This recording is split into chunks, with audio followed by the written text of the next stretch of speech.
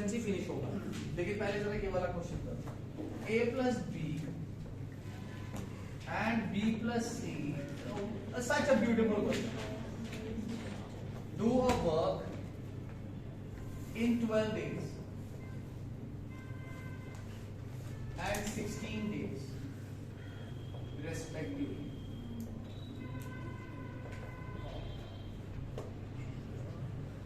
If A works for 5 days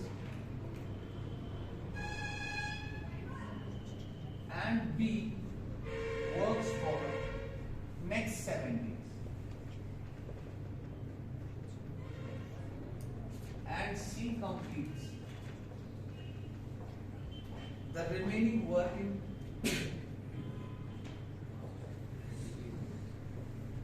13 days, then find A would complete the work in how many days? मैं देखूंगा ये कौन करेगा।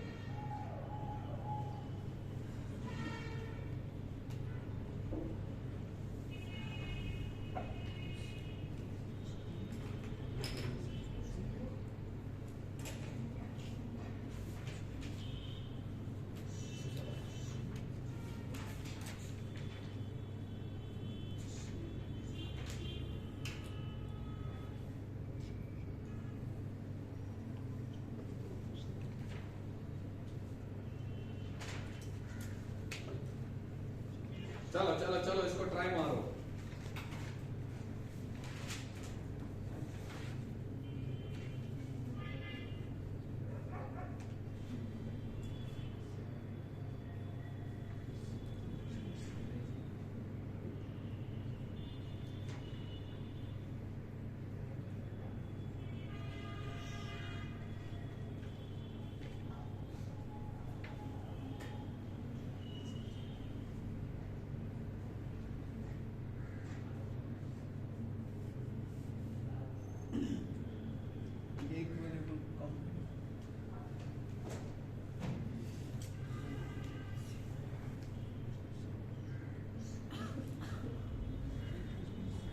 मैं देखना चाहता हूँ इसमें गड़बड़ कहाँ पे आ जाएगा। गड़बड़ तो आ रहा है, गड़बड़ आ रहा है, बी दो बार a प्लस वो कोई मसला नहीं है सर। मसला क्या है शाबाश? मसला सर a प्लस बी की एफिशिएंसी जो 4 है हाँ और b प्लस c की 3 है। हाँ मसला ये है सर, मतलब एक और की एफिशिएंसी तो पता होनी चाहिए ना सर। किसकी? किसी और की एफिशिएंसी अगर पता लग जाती तो सवाल हो जाता सर। यानी तुम ये बोल रहे हो कि किसी और की मतलब है इनकी इंडिविजुअल एफिशिएंसी समझ नहीं आ रही। Yes, sir. यही है ना? Yes, sir. यही है। इसका समझ आ गया इसने क्या बोला?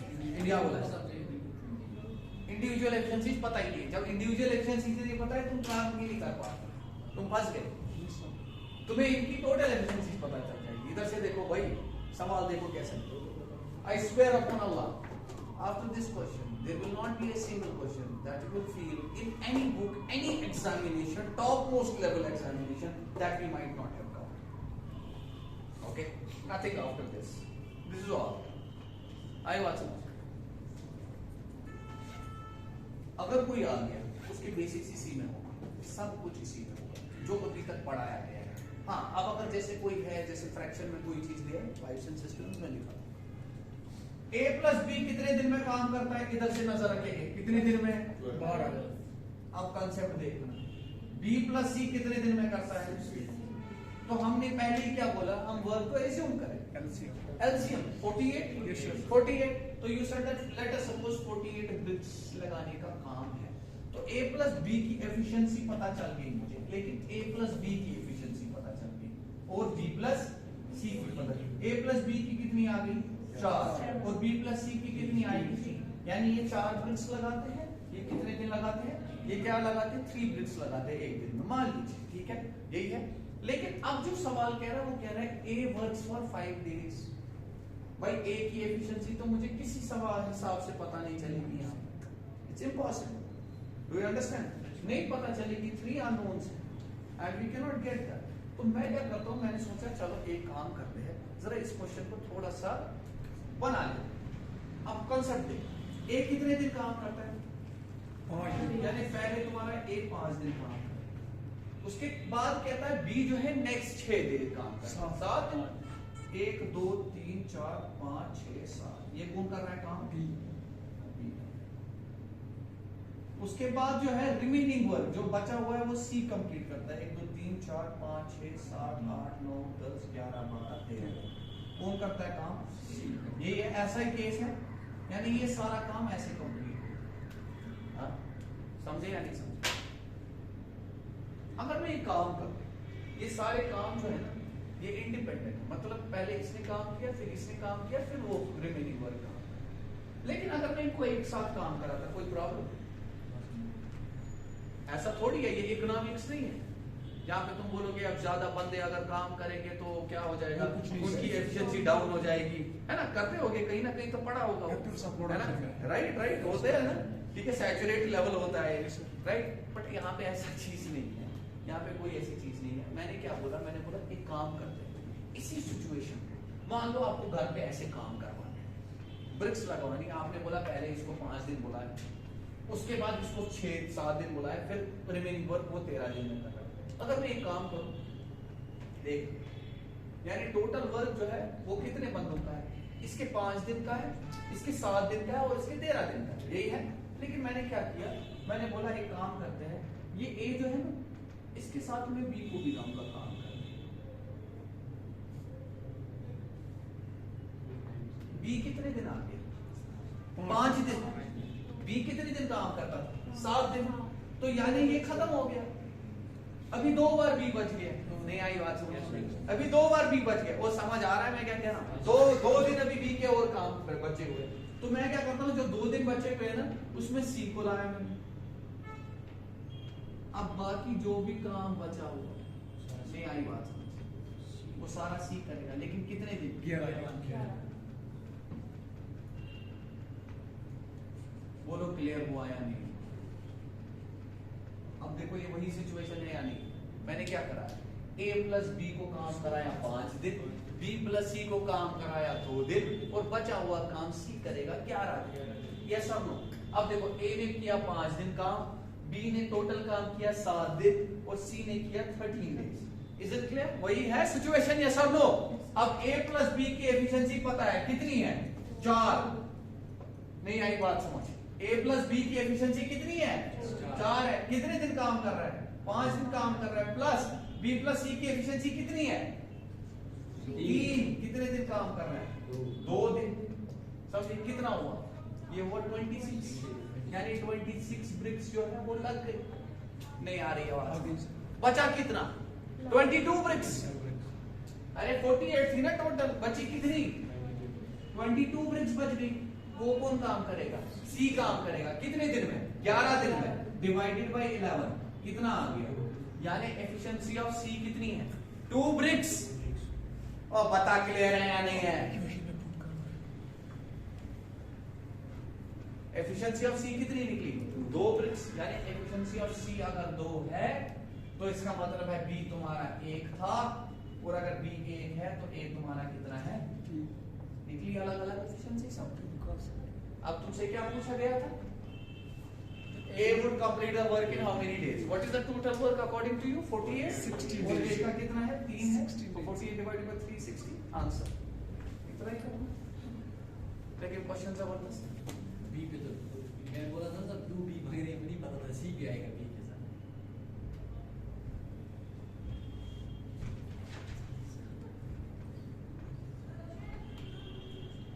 सर इसको तो लेग करते हैं, लेग एक्स कर लेग एक्स को एक्स रखते हैं, जैसे 4 माइनस एक्स रे वैसे होता है इसके हिसाब से इक्वेशन, वो इक्वेशन पढ़ते हैं बचपन में, बन सकती सब पे इक्वेशन बनती है। यहाँ पे बोल रहे हो हाँ इसी क्वेश्चन की किस क्वेश्चन में? बताओ कहाँ पे है? नहीं नहीं, जो तुमने बोला जरूरी नहीं है इक्वेशन बनेगा, तुम पहले पूरा बताओ क्या है, तब जाके मैं बताऊंगा बनेगा या नहीं बनेगा। सर अगर इसको एक्स लेग रखते हैं, किसको एक्स रखूं मैं? बी बी को एक्स रखूं मैं। बी को मैंने एक्स रखा, कहाँ पे?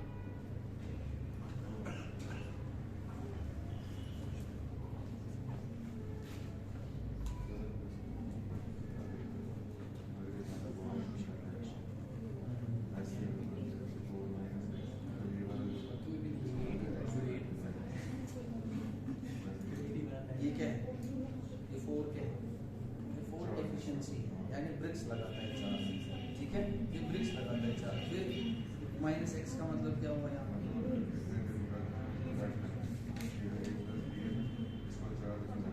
4 दिन ही लग रहे बेटा, ये 4 लगा, एक दिन में 4 लगाता है। क्यों? एब्सोल्युटली रॉन्ग, खुद से कैसे कर सकते हैं? एब्सोल्युटली रॉन्ग, पूरा ऐसे नहीं। आप टेंशन मत लो, जब पढ़ोगे आप, नहीं जब पढ़ोगे आप, मसला ये नहीं है ऐसे ठीक है, आपको ऐसे ठीक लग रहा है लेकिन अभी आपके लिए ये ठीक नहीं है। ऑनेस्टली बता रहा हूँ, अभी तुम्हें पहले से सीखना पड़ेगा। इक्वेशन क्या होती है, कैसे लगती है, एक्स क्या होता है, कब पुट करते हैं। मैं एक्स अब यूज ही नहीं करता, this is advance level, X is primary most level. आई बात समझ, जहाँ पे आप इक्वेशन बनाते हो, फिर क्वाड्रेटिक बनती है, फिर पॉइंट्स में आंसर आते हैं, फिर आंसर ही नहीं निकलता है, हाँ? तो हमें इक्वेशंस को रिड्यूस करना होता है। लेकिन x क्या होता है, कैसे लगता है, you will learn it, okay, you are get to learn. Anyways, ये क्लियर हो गया या नहीं हो गया? So even if you get such type of question, you can easily to, okay. चले आगे। अब बात करते हैं हम मल्टीपल एफिशिएंसीज की।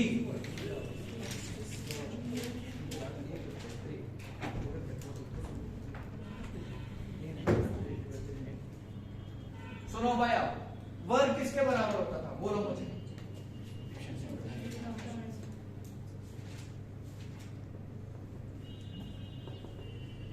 लेकिन अब यहाँ पे चेंज क्या है, वर्क हमेशा एफिशिएंसी टू टाइम ही होता है।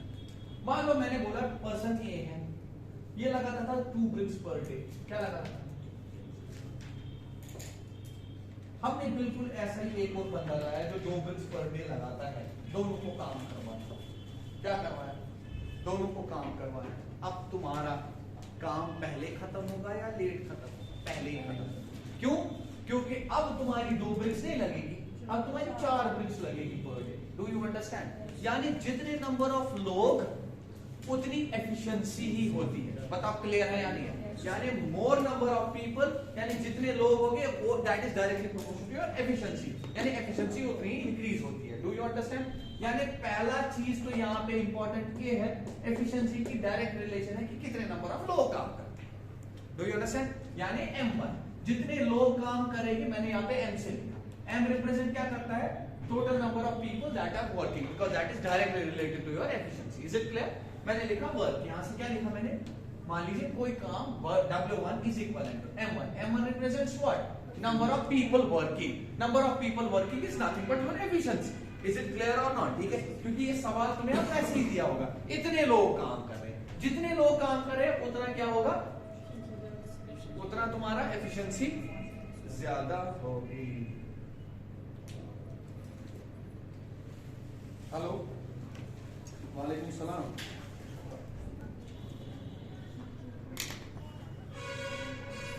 सोर्स में सबमिट करो, सोर्स में सबमिट करो, सोर्स में सबमिट, सोर्स बुकलेट में सबमिट करो, सोर्स में सबमिट करो।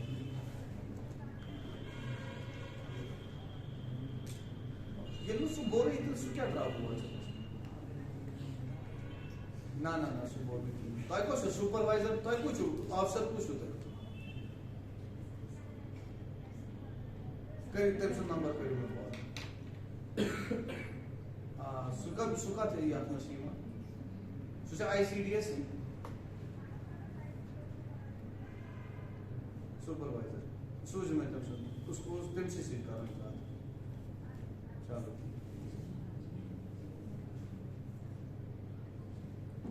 चलो, ये क्या बोला मैंने? M1। क्या बोला मैंने? M1। अब दूसरा क्या आता है? अकल की बात है, जो जितने टाइम काम करेगा उतना ही काम। Is it clear? लेकिन अब काम कैसे होता है? Days, hours, minutes, is it like that, right? अब कभी कभार तुम्हें दिया होता है कि इसने 3 दिन काम किया, तो नंबर ऑफ डेज लिखूंगा, यानी जो जितने डेज काम कर रहा है वही काम होगा। पहले पूरा सुनना मैं क्या कह रहा हूं, अभी कंप्लीट नहीं हुआ। लेकिन कभी कभार दिया होता है ही वर्क 6 hours a day। क्या दिया होता है? he works 6 hours a day and does the work for 4 days। यानी इसका मतलब ये है यहाँ पे घंटे भी आपको इंक्लूड करने हैं, इसीलिए मैं इस टाइम को ऐसे लिख सकता हूँ। तो I will write it like this, यानी मैं आवर्स में लिखूंगा, डू यू अंडरस्टैंड? तो अगर तुम्हें घंटे में दिया तो हमें घंटे हिसाब से देखना। मान लो तुम्हें किसी ने दिया ये करता है 6 घंटा काम पर डे और ये कर रहा है 4 दिन काम, कितने दिन काम? तो व्हाट यू विल राइट? तुमने बोला सर वो टोटल टाइम है वो 4 डेज है, लेकिन कितने घंटे? 6। तो बेसिकली आपने 6 into 4 यानी 24 आवर्स है, इसीलिए मैं ऐसे लिख रहा हूँ इस टाइम को H1 into, is it clear? वो समझ आ रहा है या नहीं आ रहा है? क्लियर हो रहा है या नहीं हो रहा है? यानी टाइम तुम्हारा H1 into D1 लिखा मैंने, क्या लिखा? H1 into D1 लिख लिया। लेकिन अगर तुम्हें आवर्स नहीं दिया है तो तुम इसको इंक्लूड नहीं लिखो करोगे, तुम सीधे M1 into D1 लिखोगे। अगर तुम्हें D1 नहीं दिया तो तुम M1 into H1 लिखोगे, जो टाइम दिया होगा वही लिखोगे। यही तुम्हारा किसके बराबर होता है? काम के बराबर होता है। लेकिन अब मुझे एक चीज बताओ, ये क्या काम है? What work is this? शाबाश, what kind of work is this? ये कैसे देखोगे आप? भाई ये तुम्हारे टोटल लोग, पूरा सुनना, ये तुम्हारा क्या है? कितने घंटे काम कर रहा है, कितने दिन काम कर रहा है, ठीक है? यहाँ पे वर्क तुम्हारा जूल्स अर्क्स में तो आएगा नहीं आ रही आवाज। यानी मैं सिर्फ ये कह रहा हूँ, ये हमें दिखाता है टोटल काम कितना है in terms of men doing work for how much amount of time. You understood that? And this work can be anything. This work can be making chairs. This work can be making sweets. This work can be installing some machinery or making a wall, mounting a wall. आई बात समझ की नहीं? ठीक है, तो ये work वही है। अब मुझे एक चीज बोलो, यानी ये वर्क पूरा किसके बराबर है? M1 H1 D1 के बराबर। इतना क्लियर हुआ? अगर मैं यही चीज ऐसे लिखूं M1 H1 D1, क्या लिखा? M1 H1 ये वर्क है। Yes, sir. अब डिवाइड में इसी W1 से करूंगा, ये किसके बराबर आना चाहिए? कांस्टेंट कांस्टेंट के बराबर, 1 के बराबर। Absolutely right. ये किसके बराबर आना चाहिए? Isn't it? क्यों? क्योंकि ये वर्क वही है। अब आप बोलेंगे सर यहाँ पे मुझे बोलिए ये W1 जो है ना, ये कैसे इसके साथ काटता है और ये कैसे कांस्टेंट आता है? रीजन ये है कि इन्होंने जो काम किया वो यही किया ना, वर्क ही किया। मान लो 10 लोगों ने काम किया, 4 घंटा काम किया, 10 दिन काम किया, इन्होंने 50 चेयर्स बनाई। क्या बनाई? मैं एग्जांपल ले रहा हूं, 10 लोगों ने काम किया, 4 घंटा काम किया, 6 दिन काम किया, लेकिन बनाई कितनी चेयर्स? 50 चेयर्स बनाई। क्या बनाई? आप बोलेंगे सर ये 1 कैसे आ गया? ये 50 ये तो कटता नहीं। भाई ये चेयर लिखी हुई है ना यहाँ पे, समझ आ रही है बात? सर ये ऐसे नहीं कटता है, ये न्यूमेरिकल वैल्यू नहीं है यहाँ पे, ये कटेगा वो इसमें कोई शक नहीं, लेकिन यहाँ पे चेयर लिखा हुआ है या नहीं लिखा हुआ है? डू यू अंडरस्टैंड और नॉट? यानी ये 10 लोग 4 घंटा जब काम करते थे और 6 दिन काम कर रहे थे, उन्होंने काम क्या किया? 50 चेयर्स। मैंने इसीलिए इन दोनों को जब डिवाइड किया तो मैं कहता हूँ ये वाला जो काम है, ये काम जो है, ये टोटल काम in terms of this and total काम in terms of what they did है, तो काम से इसीलिए मैंने डिवाइड कर दिया दोनों। यानी ये मेरा एक कांस्टेंट वैल्यू आएगा। क्या आएगा? एक हमेशा एक कांस्टेंट वैल्यू आएगा। अच्छा, अगर ऐसे ही मैंने एक दूसरे चीज को लिया, मैंने बोला दूसरा वर्क है, सेकंड वर्क है, मैंने उसको लिखा M2 into H2 into D2। बताइए क्लियर है? ये भी है क्लियर है ना? ये कोई दूसरा काम, समझ आ रहा है या नहीं? ये कोई दूसरा काम। लेकिन अगर मैं ऐसे लिखूं M2 into H2 into D2 divided by W, क्या ये भी कांस्टेंट है? तो based on this 1 and 2 can I right one thing from this side? इधर से देखना मैं क्या कह रहा हूं, याद नहीं रखनी है फॉर्मूला, पहले देखो ये क्यों आ रहा है। Can I right M1 H1 D1 divided by,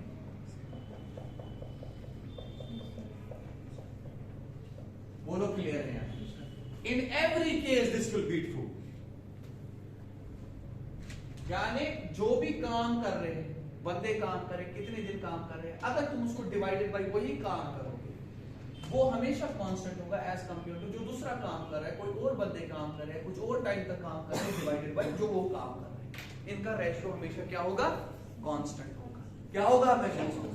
लेकिन अगर दोनों बंदे सेम काम कर रहे हो, मेरी बात सुनना, अगर दोनों, क्योंकि यहाँ पे वर्क अलग है, यहाँ पे वर्क अलग है, अगर मैंने बोला दोनों सेम काम कर रहे हो, यानी W1 is equivalent to W2 is equivalent to W, समझ आ रहा है मैं क्या कह रहा हूँ?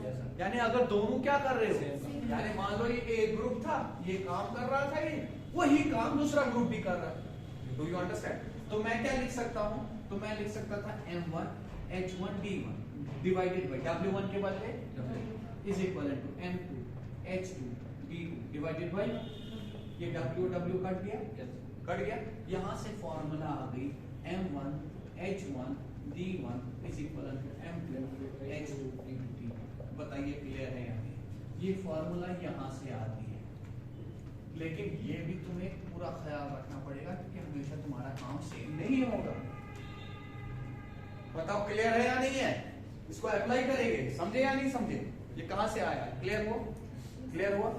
हाँ, बहुत बढ़िया। अच्छा, अगर तुम्हें H1 नहीं दिया है, R नहीं दिया है, तो लिखेंगे M1 D1 is equal to M2 D2, that's it, right? अब इसकी इंपॉर्टेंस देखो सवाल की, अब इसकी इंपॉर्टेंस देखो सवाल की, कहां से कौन से सवाल आते हैं। चलो भाई, क्लियर हो गया? एफिशिएंसी समझ आ गया मैंने क्यों लिखा है M1 एफिशिएंसी, टोटल टाइम क्यों लिखा है H1 into D1? वो क्लियर हो गया कि मैं डायरेक्टली फॉर्मूला भी बता सकता था, मैं नहीं बताता हूँ कोई भी ऐसी चीज, ऐसे नहीं बताता। हर किसी का लॉजिक होता है।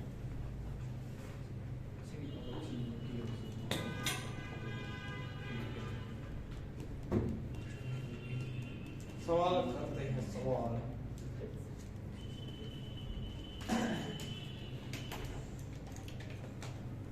कह रहा है 18 में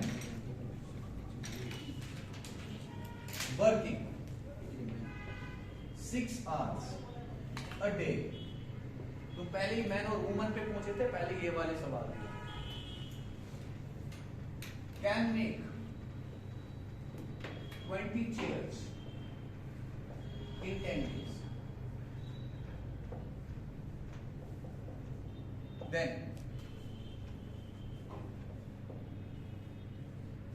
calculate number of days in which 24 men work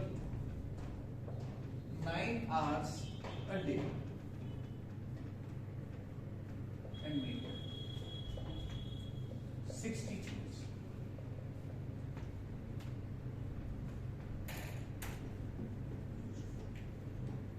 अब देखो क्या हो रहा है, पहले सवाल देखो। 18 men, if 18 men working 6 hours a day, एक दिन में 6 घंटा काम करते हैं। कितने लोग? कितने लोग? 18 निकालना क्या है सर? आपको निकाल, then calculate number of days in which 24 men working 9 hours a day can make 60 chairs। कितने दिन में ये 9 घंटे अगर ये काम करेंगे दिन में, 60 chairs कितने दिन में बनाएंगे? ठीक है। अब यहाँ पे इंपॉर्टेंट चीज ये होता है, यहाँ पे जैसे मैंने मैन लिखा है, every man is same. Do you understand? ऐसा नहीं है कोई ताकतवर है कोई कमजोर है। यहाँ पे अगर 18 मैन दिया तो सारे एक जैसे हैं। Is it clear? समझे? अब यहाँ पे देखो, देखो कैसे करेंगे। 18 मैन, तो मैंने बोला सर वर्क जो है, वर्क क्या है तुम्हारा? तुमने बोला सर 18 मैन। इधर देखो, इधर देखो, चलो मैं ऐसे लिखता हूँ। यहाँ पे मैंने बोला M1 H1 D1 divided by W1, यही बताया था। तो मैंने क्या लिखा, इधर से नजर रखो यार सारे, यहाँ से नजर रखो सारे, बाद में करना है क्या। तो 18 लोग काम कर रहे हैं, कितने घंटे काम कर रहे हैं? 6 hours a day काम कर रहे थे। फिर कितने दिन काम कर रहे थे? 10 दिन काम कर रहे थे। और जो काम किया वो 20 चेयर्स का किया। यहाँ पे मैंने चेयर्स लिखा, डू यू अंडरस्टैंड? मैं जहां कुछ भी यहाँ पे 20 चेयर्स लिखा। Is it clear? क्योंकि यही काम हुआ है, ये कांस्टेंट होगा। क्या होगा कांस्टेंट? क्योंकि अब देखो क्या कह रहा है, कह रहा है कितने नंबर ऑफ डेज, ठीक है, कितने नंबर ऑफ डेज लगेंगे किसको? 24 लोगों को। देखो मैंने इक्वलिटी क्यों यहाँ पे लिखा, अभी बताया मैंने लिखा यहाँ पे 24 लोग काम कर रहे हैं, 9 घंटा काम कर रहे हैं। कितने दिन काम करेंगे मुझे नहीं पता, मुझे D2 निकालना है, लेकिन कितना काम करवाना है उनसे? आपने बोला 60 चेयर्स करवानी है काम। बोलो क्लियर है या नहीं है? लेकिन दोनों को जब डिवाइड किया, ये दोनों को मैंने इक्वेट किया क्योंकि ये दोनों बराबर आएंगे। नहीं आई बात समझ? लेकिन यहां से चेयर्स और चेयर्स तो खत्म होना ही होना है। नहीं आई बात समझ? क्योंकि वहां पे जो चेयर को लगा है, यहाँ पे भी चेयर है, वहां पे भी चेयर, इसीलिए चेयर लिखने की जरूरत थी भी नहीं क्योंकि दोनों सेम है दोनों साइड से। अब यहाँ देखो, ऐसे कर सकते हैं इक्वेट, आपको पता होगी, ये यहाँ पे काटा जा सकता है 3। अच्छा ऐसे तुम यहाँ पे भी काट सकते थे, इधर से कैसे काटोगे जरा मुझे बताओ, किसको काटोगे, किससे काटोगे? ये 12 आ जाएगा, ये 12 आ गया, ये 2 आ गया, ये 5 आ गया और 15 आंसर है।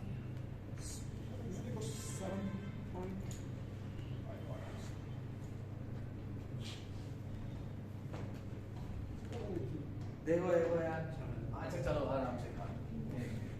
ये 18, ये 6, ये 10 divided by 20 chairs.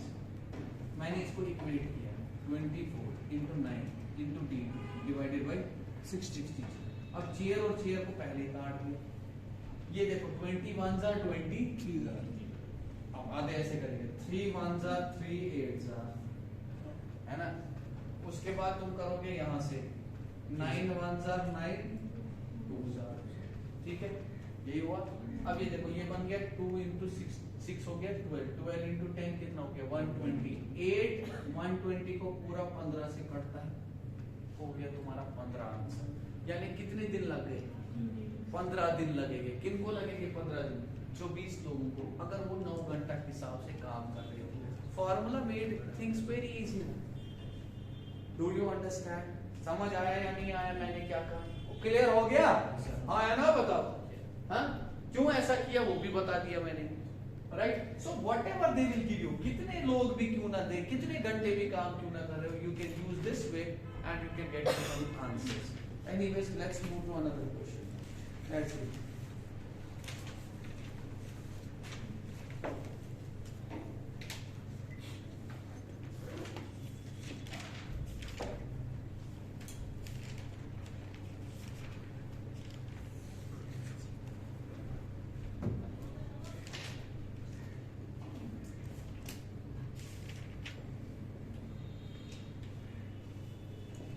If 10 carpenters working 4 hours a day can make 320 tables in 200 days. कितने दिन में बनाते हैं? 200 दिन। Then number of tables made by 16 carpenters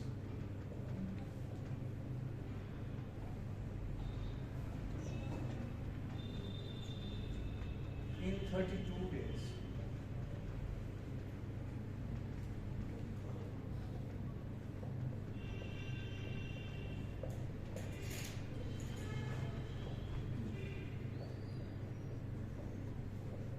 बताइए आंसर।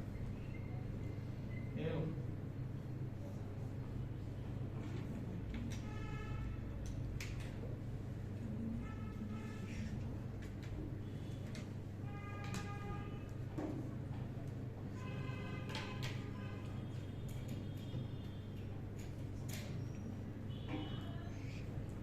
So 122.88. हाँ?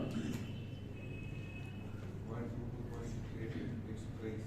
Why is it that we are? Its price.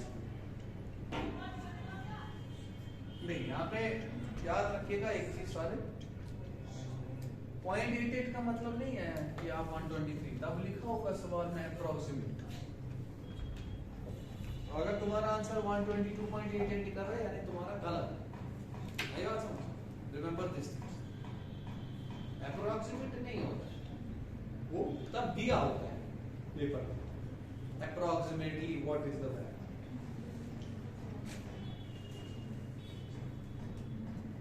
कैसे करोगे सवाल? मुश्किल लग रहा है। आप टेंशन मत लो, अभी आपको पता है, अभी आपको पहले से पढ़ना है, that is when you will learn it, okay. अभी अगर बैठ भी जाओगे क्लास में, still you will learn something, okay. But even if you do not get anything, you just get 1% or 5% of it, does not matter। 122.88. वही आ रहा है, Yes, sir. 122.88. तो फिर इसका नाम फीस में था, सबका वही आ रहा है, Yes, sir. 122.88 आ रहा Yes, है। sir. चलो फिर सही है। और किसी का आगे?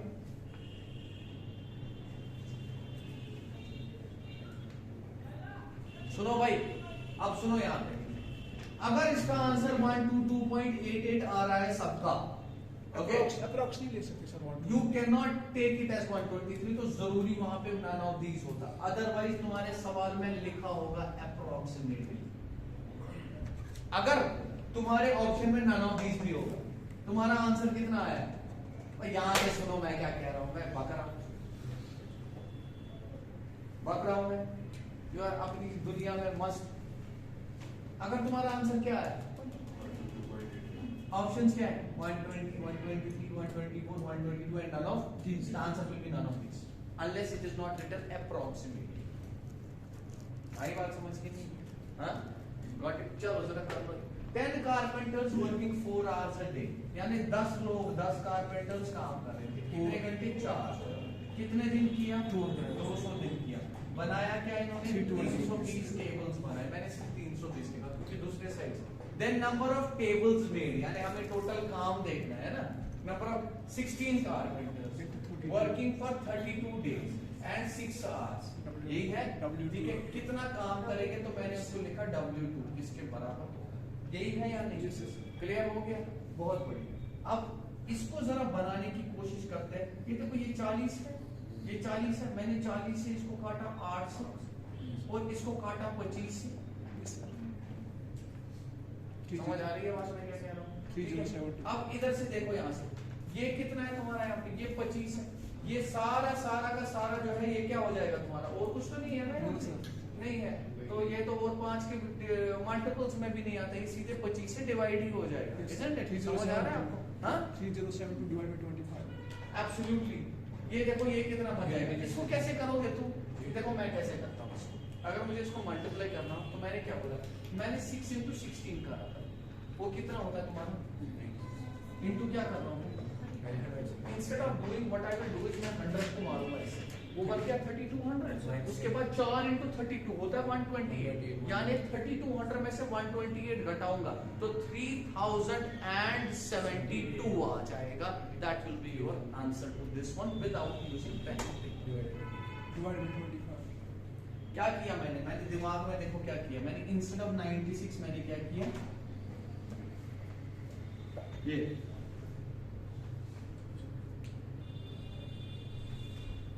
इसके बदले क्या किया, ये किया। इसका मतलब क्या होता है, पहले 32 into 100, देन ये चीज मैं दिमाग में कर लेता हूँ, कोई ट्रिक नहीं है। यानी पहले 3200, उसमें से 128 कटा तो 3072। अब 3072 डिवाइड किससे करना था? 25। पूरा तो कटेगा नहीं, ये तो पता ही पता है, पूरा नहीं कटेगा, पॉइंट्स में आएगा। अब देखो यहाँ पे जब मेरा ये आंसर आ गया, सबसे बेवकूफ वो बच्चा है जो इसके बाद इसको सॉल्व करेगा। क्यों? क्योंकि यहाँ पे तुम्हारा सारे होल नंबर्स में आंसर है, ये तो कभी कटेगा ही नहीं। जिसने कांट पढ़ा होगा पहले से उसको पता होगा ये कटेगा ही नहीं कभी, तो आंसर तुम्हारा वहीं पे नन ऑफ दीज आ जाएगा। आगे सॉल्व करने की जरूरत नहीं। Absolutely got that. ठीक है, 25 से कटने के लिए क्या होना चाहिए? यूनिट डिजिट छोड़ो, लास्ट के 2 डिजिट पे जो है तुम्हारे वो डिविजिबल बाय 25 होने चाहिए। 752550 got that. 0 0। I hope you understood this. I hope you got it. हाँ ठीक है। 25 से कटने के लिए यहाँ क्या क्या होना चाहिए? 75 25 डिविजिबल ऑफ 25 बताया ना मैंने। 5 को देखने के लिए लास्ट का डिजिट 5 है या 0 है वो देखते हैं, लेकिन 25 के लिए क्या करते हैं? लास्ट के 2 डिजिट्स देखते हैं 25 से डिविजिबल है या नहीं। Is it clear? मैंने पढ़ाया हुआ है तो please keep an I on that. Even अगर मुझे इसको करना भी होता है एग्जैक्टली किस वैल्यू के बराबर होगा, I can do it again without pen and paper. Is it? कैसे करूंगा मैं? मुझे पता है 25 से जाएगा 2500, इतना तो मुझे दिमाग में है। 25 से 2500 से आपका 5000 भी जाता है तो 3000 तो जाएगा ही जाएगा। नहीं आ रही बात, 3000 तो जाएगा ही जाएगा ना। किससे जाएगा? किससे जाएगा? 12 से, यानी 12 यानी 120 से। बचा कितना? 72 को अगर काटना है तो 2 से काटोगे तो 50 हो गया 122 को साइड करो। बचा कितना अभी भी? 22 बच गया। अगर 22 बच गया वो तो कटेगा नहीं, अब डेसिमल आ गया। अब 22 के बाद मैंने 0 1 डाल दिया। 22 जो 25 जो है 8 से 200 देता है 200, वापस 2 आ गया, ये वापस 200 आएगा, यानी 8 आ गया, वापस 8 आएगा, ये रेकरिंग बन जाएगा, यानी 122.88 तुम्हारा इसका आंसर। एनीवेज उसको छोड़ दो, जवानी को छोड़ दो, ठीक है। जो मैंने बताया, क्योंकि यहाँ पे नए बच्चे भी हैं, उनको लग रहा होगा पता नहीं क्या कर रहा हूँ, ठीक है। इसको बोलिए, आगे चले हम, इतना क्लियर हो गया, ठीक है। आगे देखो,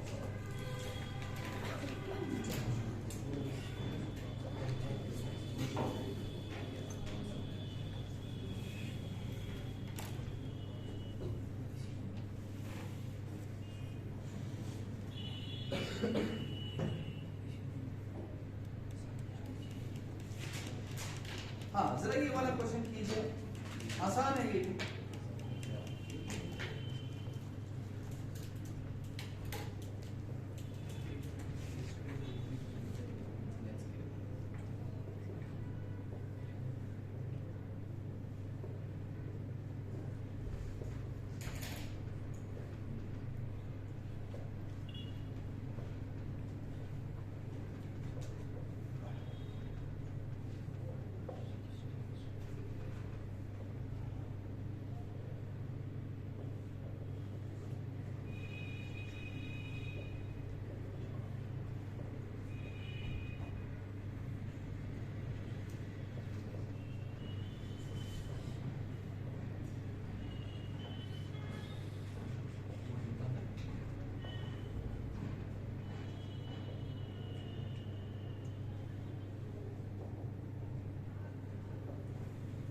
Options are 5, 6, 3, 2, 1.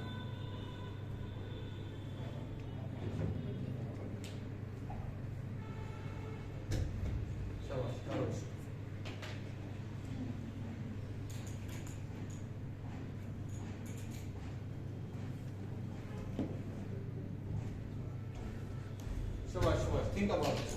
Just give me.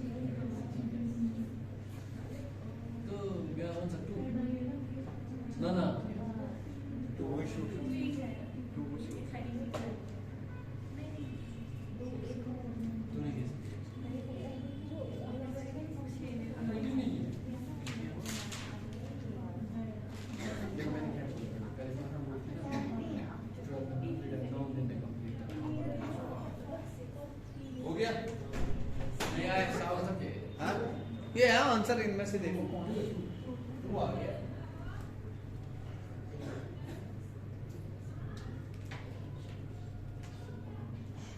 देखो भाई यहां चलिए, इसी क्या लिखा है, देखो कितना आसान। क्या बच्चे आप 12 men complete the work in, ये तुम्हारा टोटल काम हो, यानी तुम्हारा 108 लोगों का काम है या नहीं है, टोटल काम यही है। अब देख, after they work for 6 days, कितनों ने 6 दिन काम किया, 12 लोगों ने, यानी कंप्लीट तो 9 दिन में करते हैं, लेकिन आफ्टर दे वर्क यानी 12 लोगों ने 6 दिन काम किए। आई बात समझ, यानी 72 लोगों का काम खत्म हो गया, नहीं आ रही है बात। अच्छा उसके बाद क्या कह रहा है, देन 6 more men joined। अब तुम्हारे पास जो है 18 लोग, वो कितने दिन काम कर रहे हैं मुझे नहीं पता, मैंने एन लिखा, नहीं आ रही बात, लेकिन टोटल काम कंप्लीट हो रहा है, तो 108 लोगों का काम टोटल। और हाँ या ना बताओ भाई, है? तो यहाँ से क्या आ गया, 72 में से ये घटा दिया, कितना हो गया 36 हो गया, 18 से 36, एन जो आ गया 2 days, आंसर खत्म।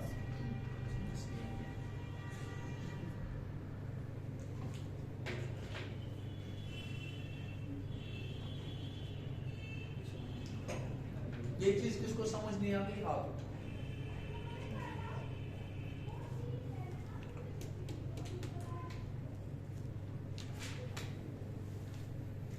चलो, आपने बोला सर आपने ये कैसे किया, हमें नहीं समझा। आपने इससे पहले फॉर्मूला दिखाई थी, उस हिसाब से करो। 12 महीने काम, कितने दिन काम किया? 9 दिन। कितने दिन का काम था? जो भी काम था मैंने उसको W1 से लिखा।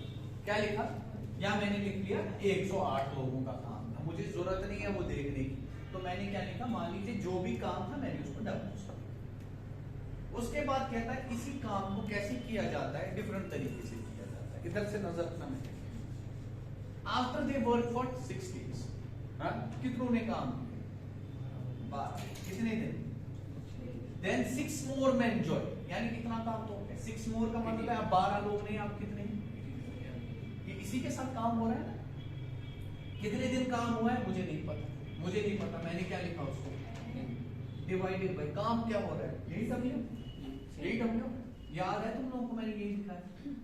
ये वो लेकर वापस इक्वेशन वही बन रही है। हाँ या ना बोलते? हाँ, क्लियर है? क्लियर है 100%? अच्छा, ऐसे भी देख सकते थे इस चीज को। इधर देखो, अगर 12 लोगों ने 6 दिन काम किया, हाँ 12 लोगों ने, बचा हुआ काम जो है वो कितने लोगों को करना है? 18 लोग। नहीं आई बात समझ? बचा हुआ काम कितनों को करना है? 18 लोगों का। बचा हुआ काम कितना होगा? जो पहले खत्म हो गया, यानी 36। नहीं आ रही है बात समझ? तुमने बोला सर हमें अब टोटल काम जो बचा हुआ है वो 36 है, वो करना किनको है? कितने दिन करेंगे? 2 दिन। एक स्टेप में आंसर। यार एक्चुअल में वैल्यू यही थी, लॉजिक यही है, लेकिन वहीं से फिर तुम इसको छोटा मोटा कर सकते। अब बताओ क्लियर हुआ या नहीं? हाँ या ना बताओ सारे। समझ आ रहा है या नहीं आ रहा? ठीक है, चलो अब इससे थोड़ा सा एक और स्टेप ऊपर चलते हैं, है ना?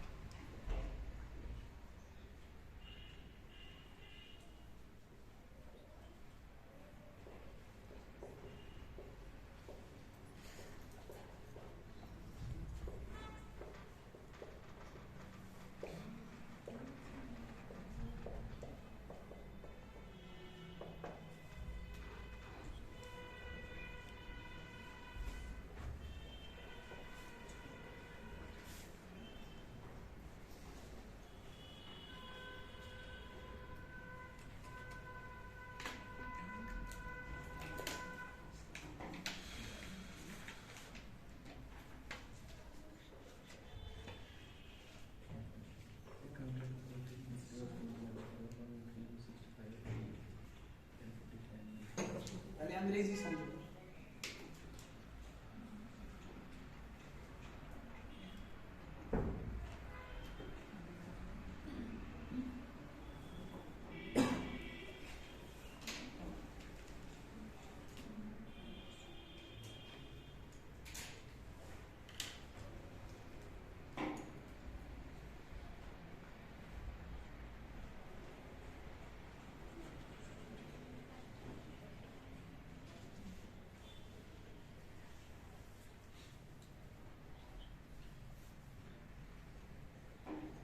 कैलकुलेटर नहीं।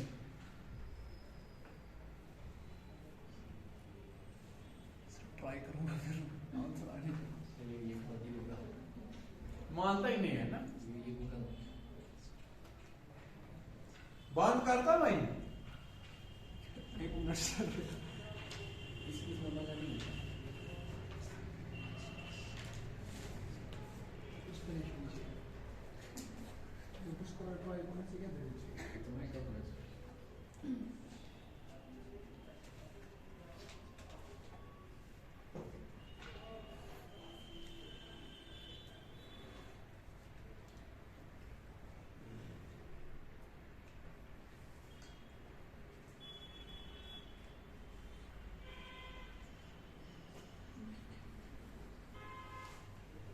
हंड्रेड है इसका।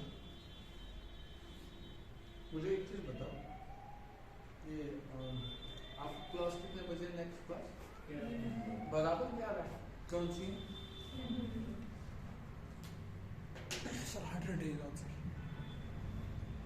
अच्छा यस सर। देखते हैं। देखो भाई,